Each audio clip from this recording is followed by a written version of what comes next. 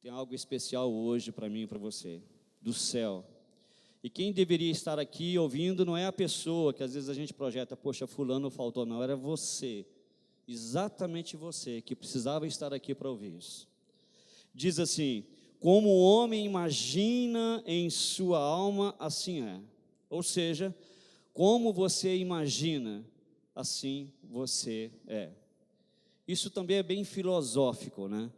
E eu gostaria de fazer uma pergunta: quem é você? Olha para mim aqui agora, quem é você? Talvez você não tenha feito essa pergunta nos últimos anos. Quem é você hoje, agora? Aristóteles diz que nós somos aquilo que fazemos frequentemente, aquilo que fazemos diariamente. Quais são os pensamentos a seu próprio respeito? Quem é você? Por quê? Porque saber quem eu sou, isso vai me ajudar a entender os critérios dos meus sonhos, das minhas perspectivas, das minhas expectativas, das minhas ações e principalmente vai dizer muito a respeito das nossas reações. Então, quem é você? Hoje eu vou citar a vida de Paulo aqui, porque em dado momento, apesar de toda a influência, o apóstolo dos gentios, exerceu um ministério revolucionário no primeiro século, ele não tem nenhum problema em admitir e ter, ele tem um conhecimento, um autoconhecimento tão aprofundado de quem ele era, e ele expõe isso no livro de Romanos. E eu quero pegar Paulo como exemplo hoje para te ajudar a pensar de fato quem é você. Talvez você não tenha feito essa pergunta já há algum tempo. Talvez há algum tempo você se perdeu em alguma bifurcação. Então, eu quero ler o livro de Números agora, capítulo 13, versículo 33, para de fato então dar introdução nisso. Números 13 e 33 tem um contexto onde, pensa comigo, Moisés seleciona 12 pessoas capacitadas, não foram escolhidas aleatoriamente, eram pessoas que tinham uma boa, uma alta estima, pessoas bem resolvidas, líderes. Escolheram 12 pessoas para falar: bom, você vai ser enviado para a terra prometida, nós não vamos chegar lá de peito aberto, vamos saber onde que a gente está pisando, quem que é o inimigo. E aí, desses 12 enviados, 10 não sabiam de fato quem eles eram. 10 não tinham conhecimento, apesar de ter sido selecionado por Moisés, não tinham conhecimento de si mesmos. Apesar de terem sido selecionados para ir, não foram qualquer pessoa, pessoas capacitadas para trazer um relatório a respeito de Canaã. E aí eu vou te provar que eles realmente não se conheciam, sabe por quê? Veja comigo no versículo 33 do capítulo 13 de Números, que diz assim: também vimos, olha, esse é o relatório deles para Moisés, quando foram espiar a terra, Canaã. E eles dizem assim: também vimos ali os gigantes, filhos de Anak, descendentes de gigantes, e éramos como gafanhotos diante dos olhos dele. Dá um breque aí, olha para mim. Até aí tudo bem. Aos olhos do inimigo, o que nós somos, o gafanhoto aqui representa fragilidade. O que o inimigo pensa a meu respeito, não importa, não é verdade? Ou pelo menos não deveria importar. O que o infeliz filisteu, Jezabel, uma pessoa que não gosta de você, alguém que inveja o seu brilho, o seu sucesso, o que eles dizem a meu respeito e ao seu respeito, pouco importa. As maldições que eles lançam diante de nós, pouco importa, ou pelo menos não deveria importar. Não é verdade? Até aí tudo bem. Os gigantes olharam para nós, está escrito aí, nos viam como gafanhotos, mas o problema está na sequência desse versículo, que diz assim: e assim também éramos aos nossos olhos. Eles, os 10 dos 12 também, diante de uma adversidade, diante de um grande desafio, tiveram uma visão, porque, como eu disse, o que vai falar de mim e de você não são as ações. O que vai falar de mim, de você, de fato quem somos, são as reações. E as reações, elas se manifestam diante de uma adversidade, de um desafio, de uma afronta. Isso, o lado impulsivo, o que traz à tona, aflora de verdade, de fato, quem sou eu e quem é você. E aí, dos 12, 10 deram um relatório que seria impossível, e como resultado disso, eles não desfrutaram daquela terra. Vocês estão entendendo isso? Interessante, deixa eu desmiuçar um pouquinho isso aqui. A diferença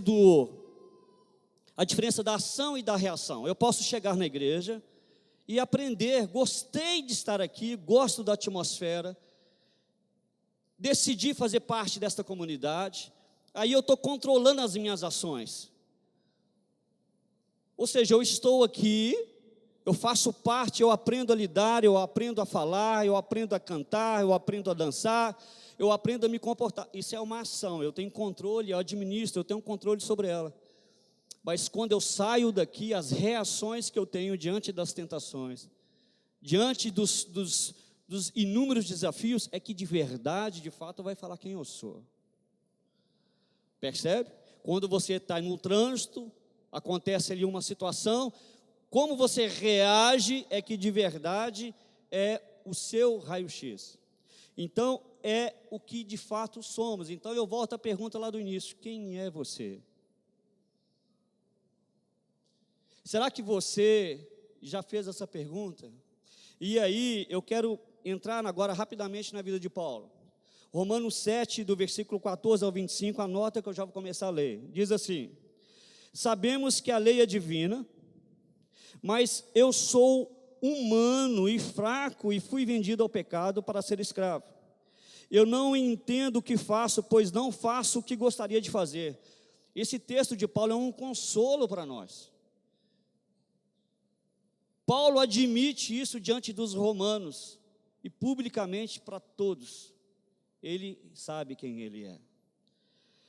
Pelo contrário, faço justamente aquilo que odeio. Se faço o que não quero, isso prova que reconheço que a lei diz que é certo. Isso mostra que de fato já não sou eu mais quem faz isso, mas o pecado que em mim habita. Presta atenção nisso.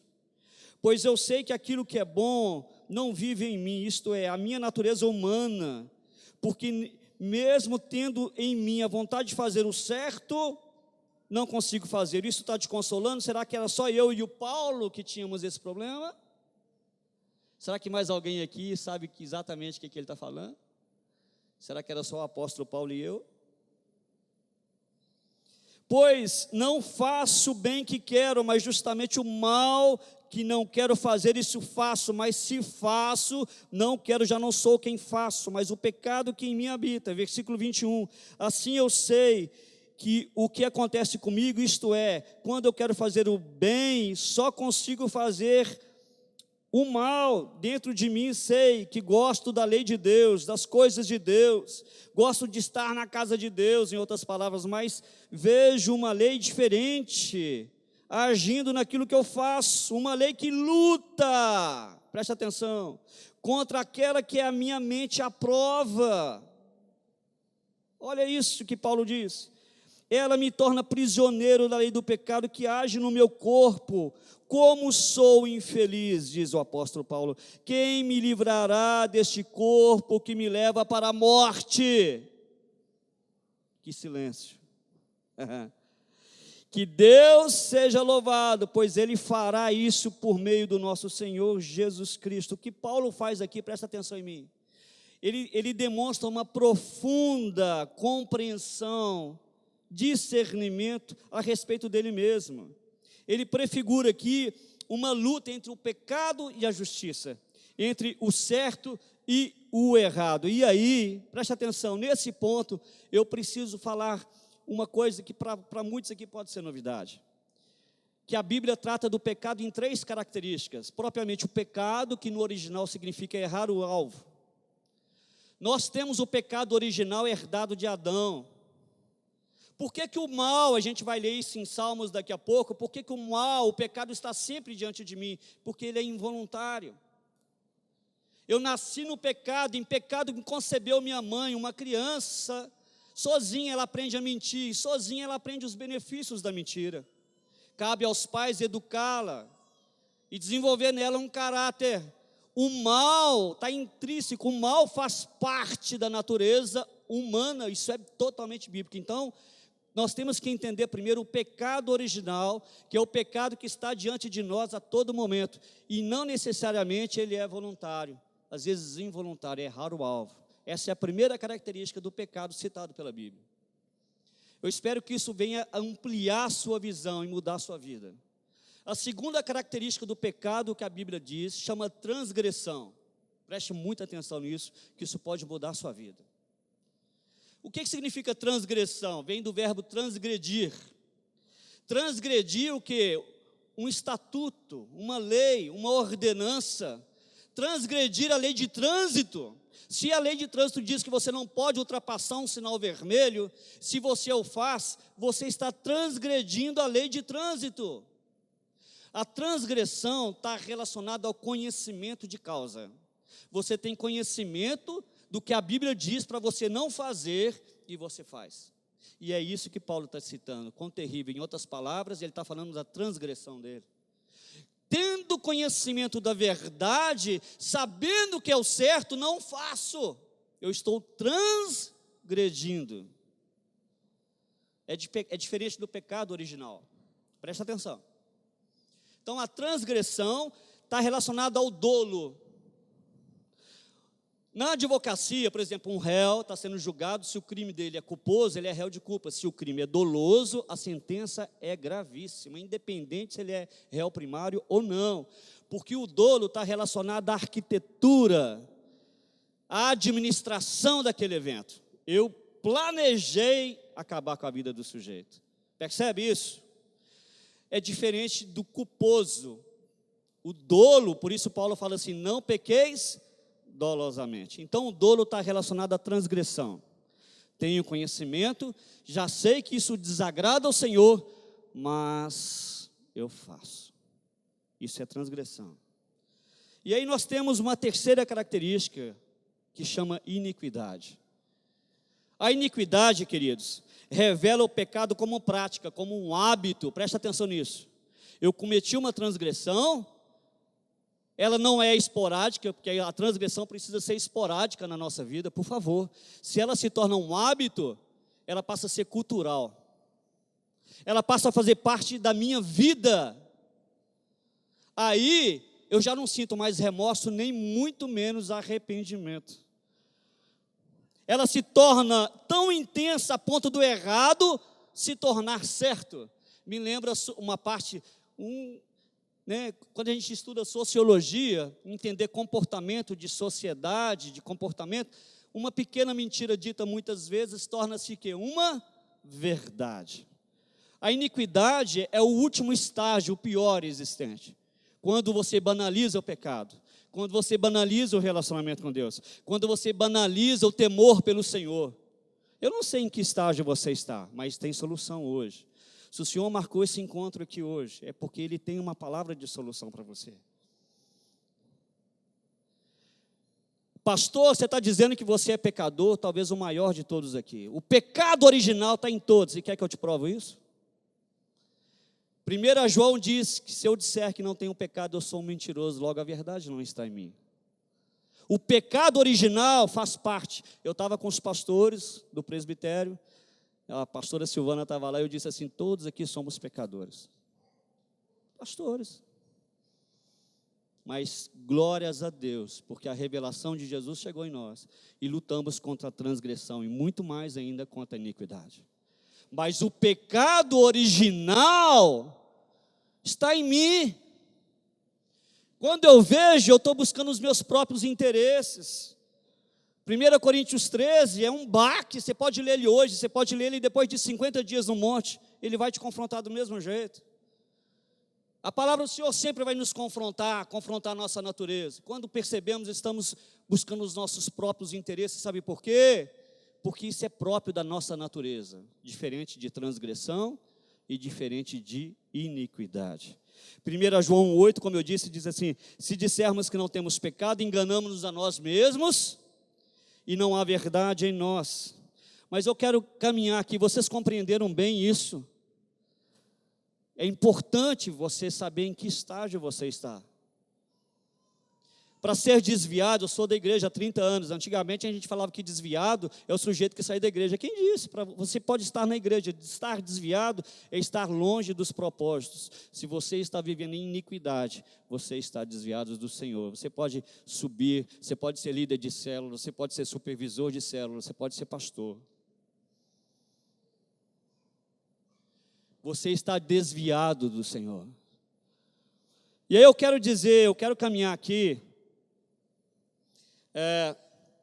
que quando a gente converte, quando eu tenho uma compreensão, o Espírito Santo vem e fala comigo, aquele momento do primeiro amor, aquele encontro, a conversão, o novo nascimento, o que acontece? Nós passamos a querer, existe, se me permite dizer, o primeiro estágio da salvação, se assim me permite dizer. É o querer. O querer estar na igreja, o querer experimentar a atmosfera da igreja, o querer ler a Bíblia, o querer louvar. Ou seja, tudo que está envolvido no universo de Deus. A primeira característica de uma pessoa que tem um novo nascimento é querer participar desse universo. É desejar estar na presença de Deus. Só que isso aqui é tão profundo, queridos. Nós temos 2 estágios muito fundamentais na nossa vida cristã. O primeiro estágio é esse, querer. A iniquidade vai te tirar isso, hein?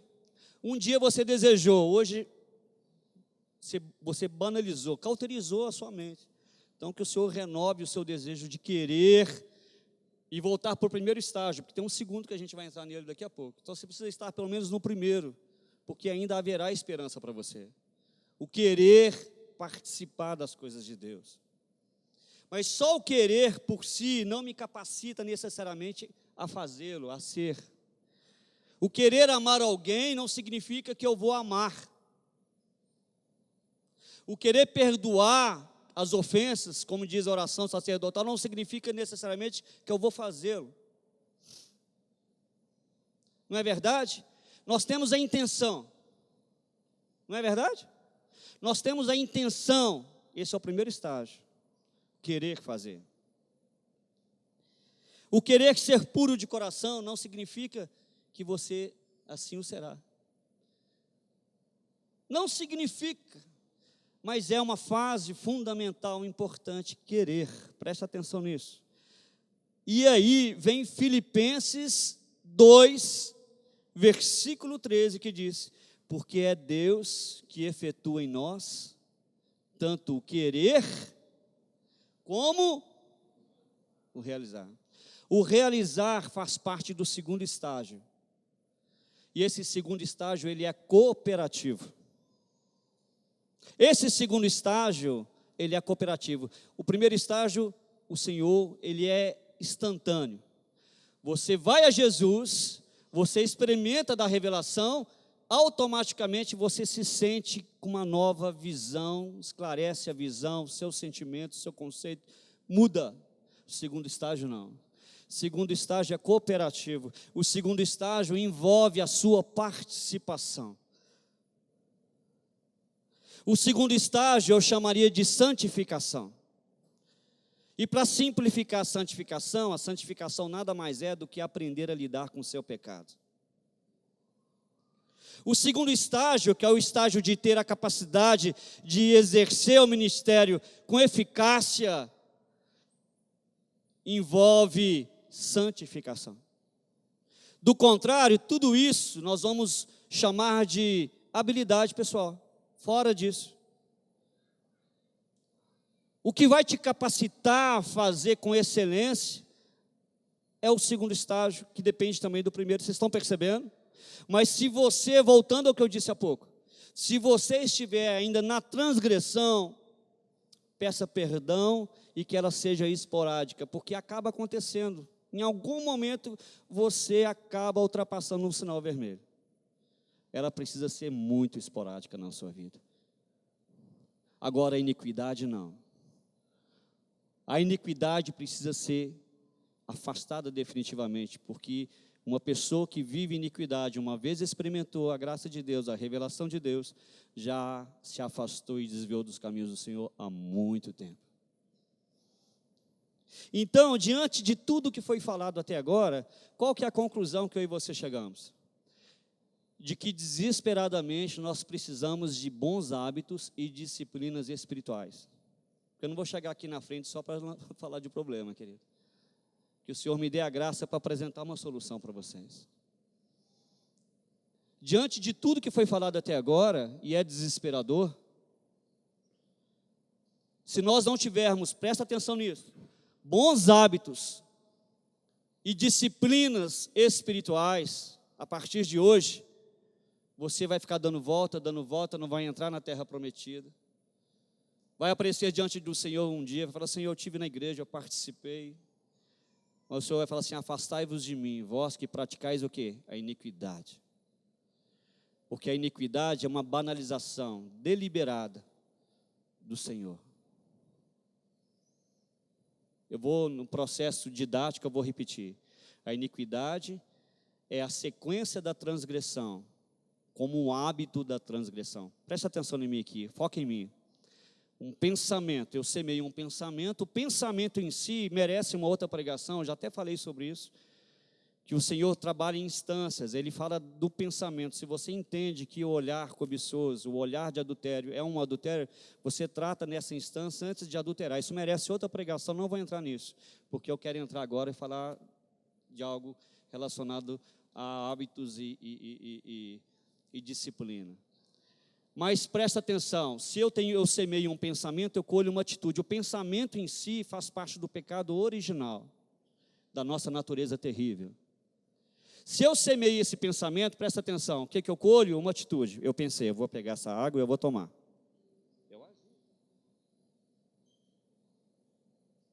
Eu pensei, dei uma ordem para a minha mente e executei. Então, atitude, você semeia um pensamento, você colhe uma atitude. A atitude já é a transgressão. Porque sabendo que não é o certo, no caso, por exemplo, não é uma transgressão beber água não, querido. Estou fazendo só uma analogia. Você sabe que não é certo prostituir, mas você cai na prostituição. Você transgrediu uma ordenança sabendo que não é certo fazê-lo. Então vamos lá, olha essa linha de raciocínio. Se eu semeio um pensamento, eu colho uma atitude. A atitude em si já é a transgressão. Se eu semeio essa atitude, o que acontece quando eu semeio uma atitude? O que vem no estágio seguinte? O hábito. O que é o hábito? O hábito é nada mais do que uma sequência, uma frequência de coisas que eu faço, da mesma forma. Eu tenho um hábito de levantar e fazer um café para tomar. Então, o hábito de pecar está no estágio de transgressão, já entrando na iniquidade. Eu diria que o hábito já é a porta para a iniquidade. Então, você sabendo que aquilo é uma transgressão e você continua persistindo na transgressão, você entra no estágio da iniquidade. E aí, se eu semeio esse hábito, eu vou colher o quê? Quando você faz uma coisa, um hábito constante, aquilo vira o quê? Um caráter. O caráter, ele é desenvolvido, como diz Aristóteles, nós somos realmente aquilo que fazemos constantemente. Isso é você. Os seus valores estão nisso. Então, quando você tem um hábito constante, aquilo se transforma em caráter. Aí, meu amigo, já é a iniquidade no estágio elevado. E o resultado, se você semeia e persiste, não escuta o Espírito Santo falar através de mim hoje, aqui não abre o seu coração, sabe o que vai ser para você? A morte. A palavra que eu estou dando hoje é uma palavra que pode produzir vida ou morte. E o sangue das suas mãos não vai ser cobrado de mim. O sangue da sua vida nas minhas mãos. Preste atenção nisso. É muito forte o que eu estou dizendo. Porque o Senhor diz em Romanos também que o salário do pecado é a morte. É a equação, é a matemática certa, não precisa duvidar disso. O salário do pecado é a morte. Então, diante desse cenário, sabemos que temos o pecado original, até aí tudo bem. A transgressão já começa aí, enquanto eu falo, já clamar o sangue de Jesus. A iniquidade, então, você precisa converter e voltar para os caminhos do Senhor. Percebe isso? Diante disso, Rossi, o que você vai dizer? Eu falei, Senhor, eu poderia falar tantas coisas. Eu cheguei a citar, essa mensagem é uma mensagem, é a primeira vez que eu prego essa palavra. O Senhor me deu essa palavra ontem. O pastor me ligou antes de ontem, né, pastor? Foi um privilégio receber, foi um gostoso, um sentimento gostoso. O pastor falou, Rossi, você pode estar lá? Eu falei, meu pai, como? Claro. Ontem o Senhor me deu essa palavra. É a primeira vez que eu prego essa palavra. E eu estou degustando, me deliciando com ela. Porque eu sou o primeiro a receber. Então, eu comecei a citar várias coisas de benefícios para esse momento agora que a gente vai entrar. Aí o Senhor falou, não, você vai falar só de uma coisa agora. E já estamos na etapa final da mensagem. Nós precisamos de uma disciplina básica. E sem ela você não avança, que chama oração. A oração, diferente da leitura bíblica, a oração não é introspectiva, a oração é uma atitude. Você participa, você determina, você declara, você traz a existência. E aí o pastor Cirilo compartilhou com a gente essa semana uma visão a respeito de oração que eu achei muito bacana. Ele diz assim, olha, se você orar 1 hora por dia, você vai bem espiritualmente. Pensa que você vai saber lidar com o seu pecado original e você não vai transgredir a lei. Se transgredir, amigo, você pode saber que o arrependimento vem instantaneamente. Se você orar 1 hora por dia, você vai bem espiritualmente. Você vai ter uma vida espiritual equilibrada. 1 hora por dia é muito? É muito? Não, não é muito. Se você orar 2 horas por dia, você vai conseguir cumprir com excelência o ministério que Deus te deu. Vai fluir, né, pastor? 2 horas por dia, é muito isso? Me fala. Nós devíamos ter vergonha na cara, tão hipócritas que somos. 2 horas por dia, para o seu ministério, que o Senhor te confiou, fluir naturalmente. 3 horas por dia, você, além disso, você vai conseguir influenciar. Não criamos nenhum algoritmo, não, tá? Para chegar nesses números, não. Isso é uma percepção. 3 horas por dia, além de você ter um ministério bem sucedido, você vai conseguir influenciar naturalmente as pessoas. Você vai exercer uma influência natural, impactante nas pessoas. 3 horas por dia. 4 a 8 horas por dia, você vai impactar uma nação. E eu falei, Senhor, é só isso, só fala isso. Esse é o primeiro, porque eu quero que você comece a entender o que está acontecendo aqui hoje. Não é pelo muito falar, é se posicionar. Mais do que confessar pecados, às vezes tem pecado que nem precisa ser confessado, me permita dizer aqui, tem pecado que você não tem que confessar, tu vive gente confessando, você tem que só depende de postura, só depende de atitude, não depende nem de confissão. O que adianta você confessar e continuar? Toma uma postura hoje, confesse ele para o Senhor, confesse ele hoje, aqui agora. Eu já queria que a equipe de louvor subisse. Confesse já o seu pecado hoje, agora. Jesus é o nosso maior exemplo de vida de oração. Ele precisava? Teoricamente não, filho de Deus. Você sabia que quando Jesus pisou na terra, Deus se manifestou visivelmente aos homens, porque Jesus é Deus homem, é Deus 100% Deus. Isso merece também uma mensagem muito bonita a respeito de Jesus. Eu tive a oportunidade de participar, de falar aqui no Natal a respeito disso. Então, Jesus é o nosso maior exemplo de vida de oração. Se ele foi ungido com o Espírito Santo, se ele vivia uma vida de oração, ele é o grande exemplo para nós. E olha que ele já tinha uma percepção, uma visão, ele tinha uma divindade e ainda assim uma vida constante de oração. Então, preste atenção nisso. A partir de hoje, você precisa de uma postura. Agora, se arrepender dos seus pecados, pedir perdão pelas transgressões e iniquidades.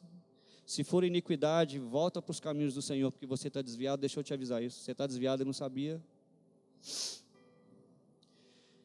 E a partir de hoje, uma postura de oração, porque se você não fizer isso, não vai adiantar de nada, nada vezes nada. Tudo que fizermos aqui vai ser, para alguns, aqui ou ali ou lá, mas para você a sua vida vai continuar assim, ó.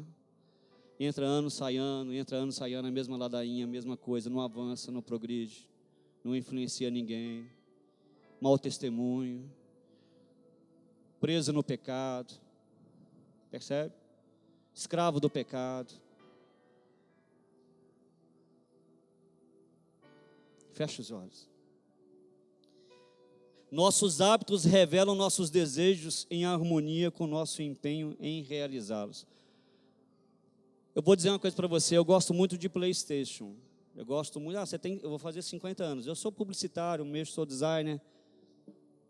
Não é por causa disso, é porque eu sou da galera, eu gosto dessas coisas. Eu tinha o telejogo antes do Atari. Eu vi a evolução dos games, eu gosto de game. Eu sou um pastor nerd, eu mexo com computador há 30 anos, eu sou diferente da maioria dos cinquentões. E aí, quando lançou um PlayStation 4, o Battlefield 1, era o jogo do meu sonho. Chegou lá em casa, no Espírito Santo, um dia anterior, falou assim: Rossi, me entrega um mês de jejum de PlayStation. Isso para mim é muito, irmãos. Eu entreguei, e de lá para cá, agora mesmo eu estou fazendo. Quem convive comigo sabe o tanto que eu gosto de PlayStation. Um pastor de 50 anos falando isso, cada um sabe a dor e a alegria de ser quem é. Essa é a minha preferência. De repente a sua preferência é outra, jogar bola, eu não ligo. Mas o se abster faz parte do processo de santificação. Quando o Espírito vem com aquela voz suave e fala assim: você pode se abster disso um pouquinho para você me dar um pouco mais de atenção? Esse é o verdadeiro jejum, percebe? O se abster, quando ele fala e você entrega aquilo que é precioso para você. E nunca julgue o que é precioso. Precioso para você pode não ser para mim. Se você não estiver atento para o que o Espírito Santo está falando hoje, querido, você vai rodar, você vai avançar. Porque se você não tiver uma vida, se você não estiver bem no relacionamento com Deus, nada mais importa. Se você não estiver bem no relacionamento com o Senhor, tudo o resto mais é ilusão. Você não vai estar bem mais em nenhuma outra área da sua vida. Nada, absolutamente nada. Salmos 27, 4. Eu pedi para vocês fecharem os olhos, feche novamente. Uma coisa pedi ao Senhor e a buscarei, que possa morar na sua casa, ao Senhor, todos os dias da minha vida. Como que eu vou morar? Existe uma participação, existe uma cooperação no segundo estágio, que chama santificação. E sem santificação ninguém verá o Senhor.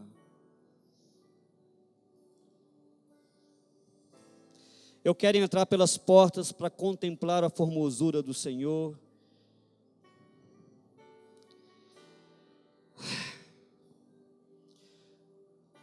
Espírito Santo, tenha liberdade. Hoje a manifestação aqui foi tão forte no louvor. O povo clama, Senhor. Esquece agora as anotações, desliga o celular, abaixa a cabeça, querido. Esse é o momento mais importante da sua vida, por favor.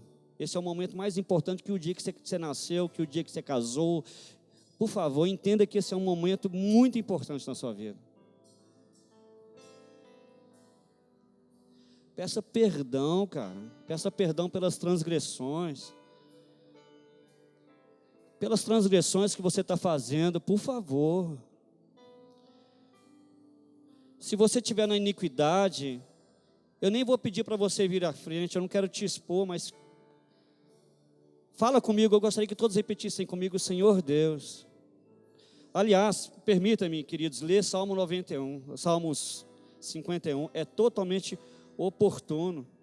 Vamos fazer a oração como Davi fez. Me permita ler um trecho desse salmo, que diz assim, olha, só escute, diz assim, que isso seja a sua oração agora, querido. Diz assim o salmista: tenha misericórdia de mim, ó Deus, segundo a tua benignidade, apaga as minhas transgressões, os pecados dolosos que eu estou cometendo, sabendo que te aflige, eu faço. Me perdoa segundo a multidão das suas misericórdias. Lava-me completamente da minha iniquidade e purifica o meu coração, porque eu conheço as minhas transgressões e o meu pecado está sempre diante de mim. Interessante, porque a transgressão não, mas o pecado está sempre diante de mim, porque o pecado faz parte da minha natureza, a transgressão não.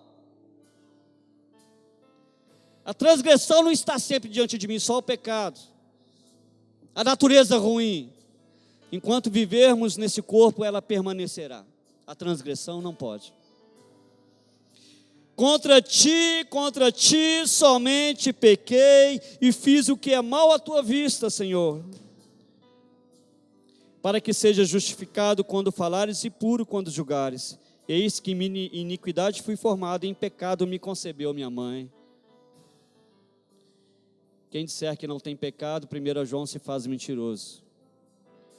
Então, o segredo não é você lutar contra o pecado, não tem como você lutar contra o pecado original, ele está aí. É não transgredir e muito menos praticar a iniquidade. Este é o recado do Senhor para você hoje. E em cima disso eu quero fazer uma oração, faça comigo todos. Pai, nesta manhã, eu quero pedir perdão dos meus pecados de transgressão. Todas as vezes que eu transgredi o Senhor e fiz o que é mal, sabendo que não era o certo. Eu fiz aquilo que te entristeceu, sabendo que não te agradaria. Perdoa-me, Senhor, nesta manhã, se eu estiver no estágio da iniquidade. Se a transgressão, ora comigo, se a transgressão tornou um hábito na minha vida, e aí eu me afastei do Senhor, eu me desviei dos teus caminhos há muito tempo, e o teu Espírito me revela isso hoje.